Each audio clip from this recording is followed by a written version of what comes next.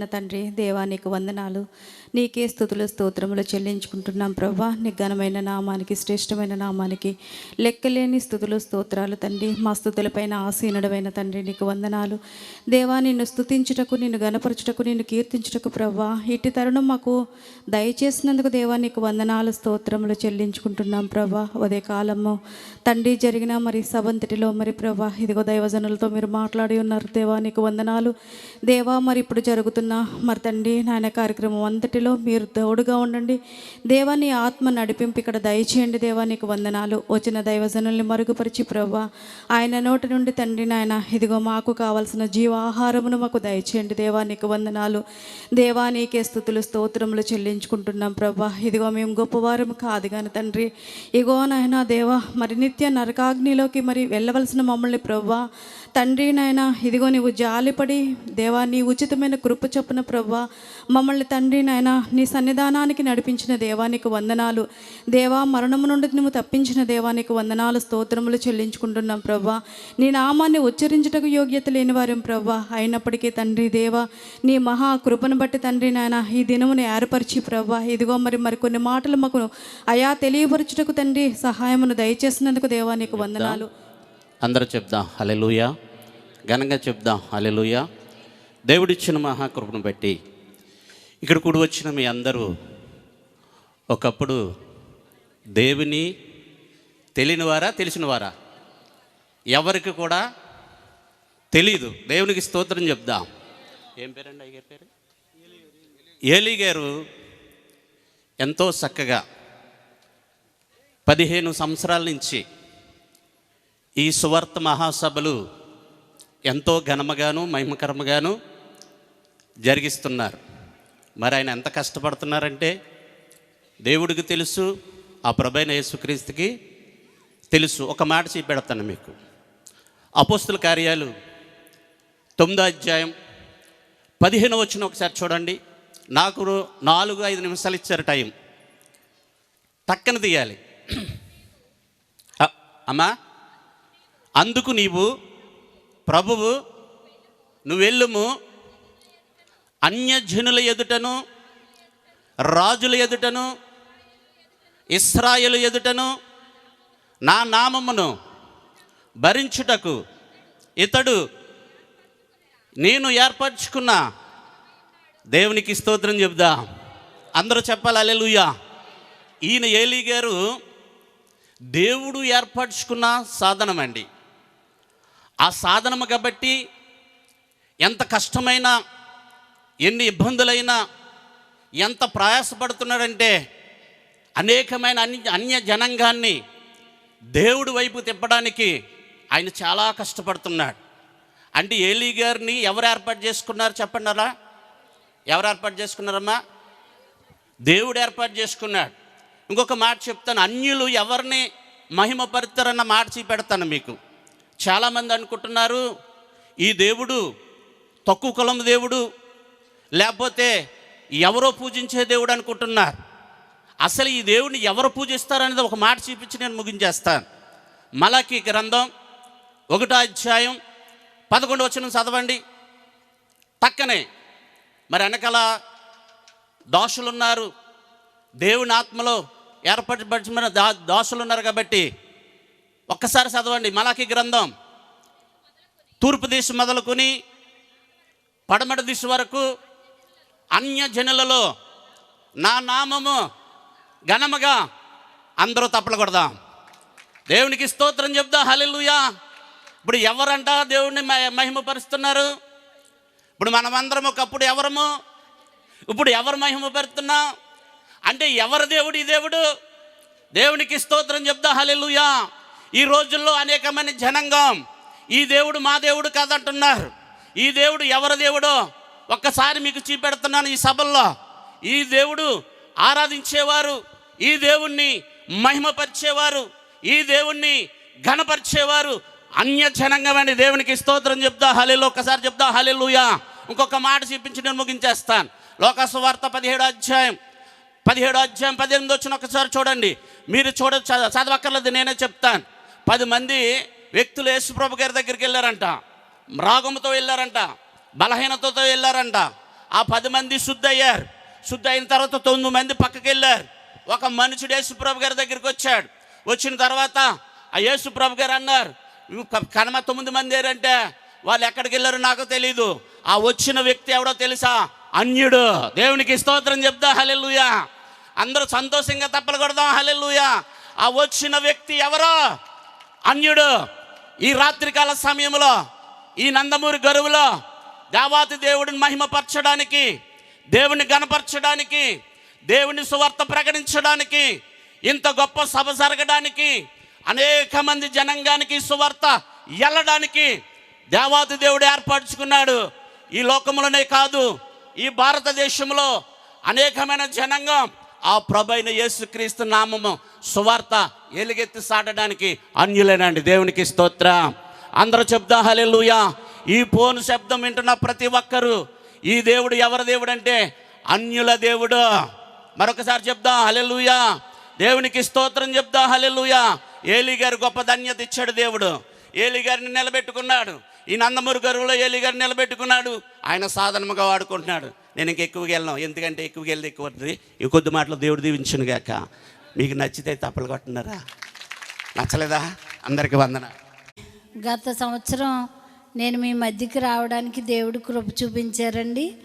అయితే ఇప్పుడు మరొకసారి కూడా దేవుడు కృప ఉందని దేవుడే తెలియపరుస్తూ ఉన్నారు. ఎందుకంటే మరి హఠాత్తుగా నాకు హార్ట్ అటాక్ వచ్చింది, కానీ దేవుడు ఆయుష్ని ఆరోగ్యాన్ని ఇచ్చి మళ్ళీ మీ మధ్యకి నడిపించిన విధానాన్ని బట్టి దేవునికి వందనాలు చెల్లించుకుంటా ఉన్నానండి. నా పేరు విక్టోరియా మహారాణి, అంటే మా నాన్నగారు పెట్టిన పేరు అది. చిన్నప్పుడు ఎక్కడికి వెళ్ళినా మాది కుప్పనపూడి గ్రామం అండి, ఐసెఫ్ చర్చికి వెళ్తూ ఉంటాను. అయితే విక్టోరియా మహారాణి అంటే కొంచెం ఎగతాళి చేసేవాళ్ళు. మీకు కూడా అనిపించిందా ఇప్పుడు ఈ పేరేంటి అని? అనిపించలేదా? అంటే ఎవరు గమ్ముని ఈ పేర్లు పెట్టుకోరు కదండి. అయితే ఆ రోజుల్లో మరి దేవుని యొక్క ప్రణాళిక ఏంటి అనేది మా తండ్రి గారికి తెలియదు, నాకు తెలియదు. ఎక్కడికి వెళ్ళినా వెగతాళిగా ఈ పేరేంటి అంటుంటే, ఎందుకు నాన్న నాకు ఈ పేరు పెట్టావని నేను మా నాన్నగారిని ప్రశ్నించానండి. అయితే వా అనే అక్షరం మీద రావాలని అలా పెట్టాను అన్నారు. అయితే నేను చదువుకునే రోజుల్లో 6వ తరగతిలోనో 7వ తరగతిలోనో విక్టోరియా మహారాణి అనే ఆమె గురించి ఒక లెసన్ కూడా ఉందన్నమాట. అప్పుడు లెసన్ ఉంది, అందుకే మా నాన్నగారు పెట్టుంటారు అనుకున్నాను. కానీ ఉదయం మరి మీరు ఎంతమంది వచ్చారో తెలీదు, దైవుని సేవకులు చక్కటి వాక్యం చెప్పారు కదండి. ఆయన ఆర్ఆర్కే మూర్తి గారు ఎంతమందికి తెలుసు అన్నారు. నిజంగా గొప్ప సేవకుడు, నీతిమంతుడిని జ్ఞాపకం చేసుకోవడం ఆశీర్వాదకరం. మరి అలాంటి ఆర్ఆర్కే మూర్తి గారిని సేవకులు తీసుకొచ్చి మీటింగ్ పెడుతున్నారు. అంటే ఆయన బ్రాహ్మణ కుటుంబంలో పుట్టి మరి అన్ని వేదాలు చదివిన ఆయన బైబిల్ని మరి తర్జుమా చేస్తుంటే పరిశుద్ధ గ్రంథంలో ఉన్న వాక్యాలు ఆయన్ని దేవుడు పట్టుకున్నారన్నమాట అండి. నిజమే, ఇది నిజమైన దేవుడు, ఈయన సత్యం గల దేవుడు అని ఆయన గుర్తెరిగి మరి అనేక మందికి సువార్త చెప్పారు. ఆ రోజుల్లో ఆయన గురించి నాకు కూడా తెలియదు. అయితే నేను దేవుడిని ఎరక్కముందు 99వ సంవత్సరంలోనండి మా బంధువుల వివాహం ఉంటే అక్కడికి ఆర్ఆర్కే మూర్తి గారు వెళ్ళారు. నిజంగా అక్కడ మేము చూసామండి ఆయన యొక్క ప్రేమని, లేకపోతే ఆయన యొక్క దేవుని యొక్క కృపని అక్కడ చూడడం జరిగింది. అన్యుల మధ్యలో అసలు 3 గంటల సేపు ఆయన మ్యారేజ్ యొక్క మెసేజ్ చెబుతుంటేనండి, పెళ్లి మెసేజ్ చెబుతుంటే ఎవ్వరూ కదలలేదండి. అన్యులైన వారు అలా కూర్చునే ఉన్నారు. అయితే ఈ రోజున మనం దేవుడిని ఎరిగి కూడా గలిబిలిగా ఉంటాము, లేకపోతే మనసు పెట్టి వినము. కానీ అన్యులైన వారు చక్కగా మనసు పెట్టి వింటారు. ఎందుకు తెలుసండి? నిజమే, ఈయన ఎవరో చూడగోరారు. ఎవరండి? పొట్టి జక్కయ్య కదా. మరి అలాగా అతను అన్యుడిగా ఉన్నప్పుడు దేవుడిని తెలుసుకున్నాడు, అలాగే ధన్యుడిగా దేవుడు చేశాడు. మరి అలాగ మనం కూడా దేవుని మాటలందు ఆసక్తి కలిగి ఉన్నప్పుడు 2006లో మేము బాప్తీసం తీసుకుంటా ఉన్నామండి. ఆర్ఆర్కే మూర్తి గారు ప్రార్థన చేశారు, ఆక్విల్ అయ్యగారు మీటింగ్స్ పెట్టారు.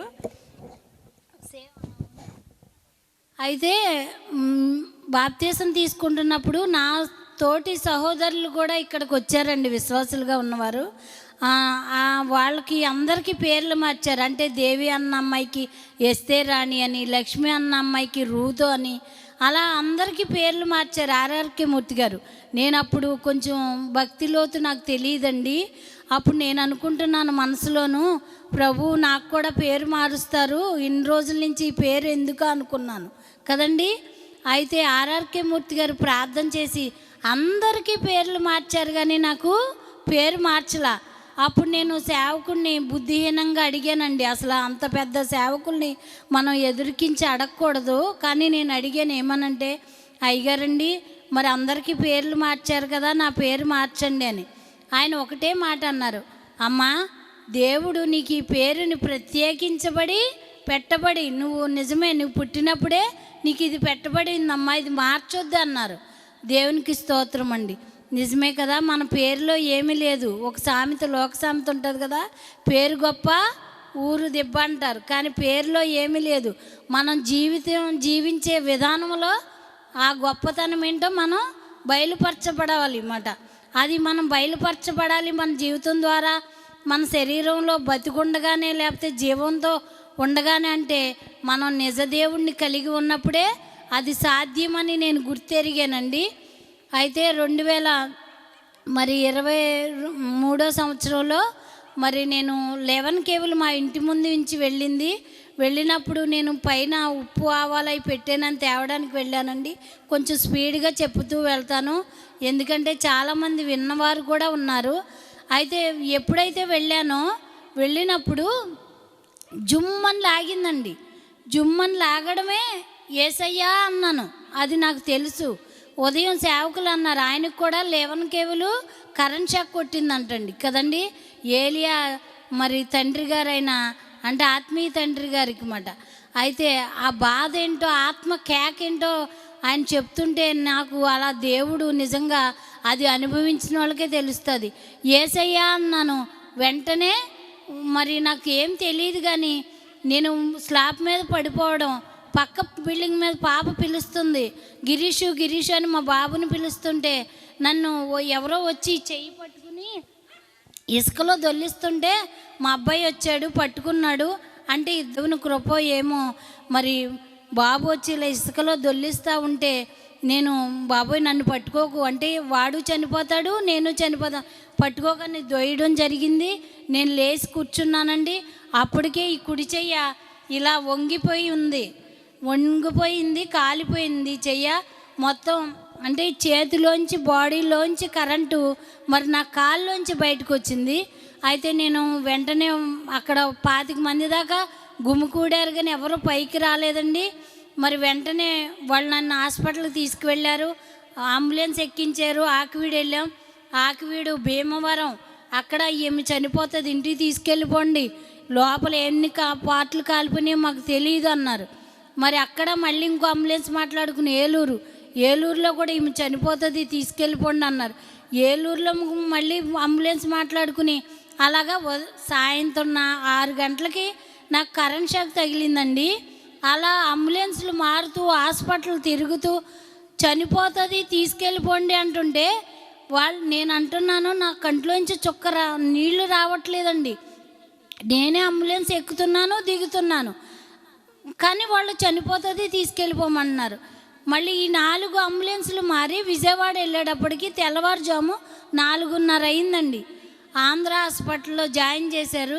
డాక్టర్ గారు ఎప్పుడో వెళ్ళగానే జాయిన్ చేసుకుని ఐసీలో పెట్టిన తర్వాత డాక్టర్ గారు వచ్చారు. మనం హాస్పిటల్కి వెళ్తే తలనొప్పి వచ్చిందా లేకపోతే కడుపులో నొప్పా కాళ్ళు అవుతున్నాయని క్వశ్చన్ వేస్తారు డాక్టర్ గారు. అలాగ నన్ను అడిగారు, అమ్మా ఈ మాట కొంచెం శ్రద్ధగా వినండి, దేవుడు చేసిన కార్యం ఏంటంటే, నిజంగా డాక్టర్ గారు వచ్చి, అమ్మా నువ్వు అంటే మన పరిస్థితి ఎలా ఉంది, మనం కన్స్ట్రక్షన్లో ఉన్నామా లేదా అంటే, మనకు దెబ్బ తగిలింది కదా, నాకు ముఖం మీద కూడా బాగా తగిలింది, నేను ఏ స్థితిలో ఉన్నానని గమనించడానికి, అమ్మా నీకు ఎక్కడ తగిలింది, ఎక్కడ పడిపోయావు, ఎక్కడ కొట్టింది అని అడిగారండి. ఇలా డాబా మీద కొట్టింది అంటే, మరి పైనుంచి నిన్ను కిందకి ఎవరు తీసుకొచ్చారు అని అడిగారండి. పైనుంచి ఎవరు తీసుకురాలేదండి, నేనే వచ్చేసాను అని చెప్తున్నాను. నేను ఎంత బుద్ధిహీనంగా ఉన్నానంటే నాకు జ్ఞానం లేదండి. నిజంగా అక్కడ డాక్టర్ గారు అన్నారు, అమ్మా నీ పేరేంటి అని మళ్ళీ అడుగుతూ ఉన్నారు. పేరు చెప్పాను. చెప్పిన తర్వాత కాదమ్మా జ్ఞాపకం చేసుకో, ఎవరు తీసుకొచ్చారంటే, డాక్టర్ గారండి మీరు అలా అడుగుతారేంటి, అదిగో మా తమ్ముడాళ్ళు ఐసీ బయటే ఉన్నారు కదా అడగండి, నేనే వచ్చానండి, దిగుతూ నడుచుకుంటూ వచ్చానండి అని చెప్పాను. అంటే అప్పుడు డాక్టర్ గారు అన్నారు, అమ్మా ఇది సాధ్యమైన విషయం కాదు, కరెంట్ షాక్ కొట్టిన వాళ్ళకి ఎవరికైనా సరే మరి మనం స్వాధీనంలో మన శరీరం ఉండదు, అది శరీరం మన స్వాధీనంలో ఉండదు. నీ కాళ్ళు చేతులు ఒక రుద్దితేనే కానీ నువ్వు స్పృహలోకి రావు, లేకపోతే మనలోకి నీ స్పర్శ రాదమ్మా, అలాంటిది నువ్వు ఎలా దిగుతావు అని అడిగారండి. అప్పుడు నాకు కన్నీళ్ళు ఆగలేదు. నిజమే ప్రభువా, నా కొడుకే వచ్చి నా చెయ్యి పట్టుకుని నన్ను ఇసుకలో దొల్లించాడు, మంటలు ఆర్పాడు అనుకుంటున్నాను. ప్రభువా నేను మీ దూతలను పంపించి మీరే కాపాడారని గుర్తెరగకుండా ఉన్నానా ప్రభువా, నిజమే నేను అక్కడ ఎవ్వరూ లేరు అన్నప్పుడు ప్రభువే తన దూతలను పంపించారని నేను ఎందుకు కానుకోలేకపోయానని నేను అప్పుడు ఏడ్చానండి మంచం మీద ఉండి. అప్పుడు డాక్టర్ గారు అన్నారు, అమ్మా హాస్పిటల్కి వచ్చాక కూడా ఎందుకు ఏడుస్తున్నావు, ఏడవకు అన్నారు. కాదండి నిజంగా దేవుడే నన్ను అక్కడ మరి ముట్టుకోపోతే నేను డాబా మెట్లు దిగలేను, అక్కడ నడిచి రాలేను. నిజంగా అక్కడ పరిస్థితి ఏంటంటే నా చీర అన్ని బట్టలన్నీ కాలిపోయినాయండి. కాలిపోతున్నప్పుడు నా శరీరం కాలడానికి ఎంత నిమిషం పట్టదో, అంటే నేను మసి అయిపోవాలి, కుక్క సావు అంటారు చూసారా, అలాంటి మరణాన్ని నేను రుచి చూడాలి. కానీ అలాంటి మరణాన్ని నుంచి దేవుడే కాపాడారండి. కాపాడిన తర్వాత హాస్పిటల్లో ప్రార్థన చేస్తూ ఉన్నారు అందరూ సేవకులు, ఎంతోమంది మరి తెలిసిన గ్రూపుల్లో పెట్టారు, ప్రార్థన చేస్తున్నారు. నా ప్రార్థనే కాదు, సేవకుల ప్రార్థన, సంఘ ప్రార్థన, అనేక మంది ప్రార్థన చేస్తూ ఉన్నారు. చెయ్యి ఉంచాలనుకున్నాము కానీ నేను డాక్టర్ గారికి చెప్పాను, అయ్యా మీ దేవుడు ఎలా ఉంటే అలాగే ఉంటుంది, శరీరం కుళ్ళిపోతుంది, అంటే నాకు షుగర్ ఉందండి, మరి చెయ్యి ఉంచడం వల్ల ఇన్ఫెక్షన్ వచ్చేస్తుంది బాడీకి. డాక్టర్ గారు చెప్పారు జ్వరం రాకూడదు, ఈమెకి జ్వరం వస్తే బతకదు. నిజంగా ప్రార్థన చేశారండి సేవకులు, జ్వరం రాలేదు, చెయ్యి తీసేశారు. చెయ్యి తీసిన తర్వాత కాలు కూడా తీసేయాలన్నారు, అంటే చేతిలోంచి కాళ్ళలోంచి వచ్చింది. ఒక్క విషయం గమనించండి, అప్పటికే మా ఊర్లో కరెంట్ షాక్ వల్ల 4-5 చనిపోయారండి. నా షాకు ఇది 11 కేబుల్ అంటే చేతిలోంచి బాడీలోంచి వచ్చినప్పుడు మరి నేను సిగ్గుపడకుండా దేవుడి సన్నిధిలో చెబుతా ఉన్నానండి, ఇక్కడి నుంచి కానీ వస్తుందమ్మా కరెంటు, నీకేంటో వెరైటీగా కాలు తొడలోంచి వచ్చిందన్నారండి, అందుకే నువ్వు బతికేవన్నారు డాక్టర్ గారు. నిజంగానే మరి ఇలాంటి పరిస్థితుల్లోంచి వస్తే స్పాట్లో అక్కడే మరణం అయిపోవాలి. కానీ దేవుని కృప కేవలం మరి నేను బతికి ఉన్నాను అంటే ఆయన కృపేనండి.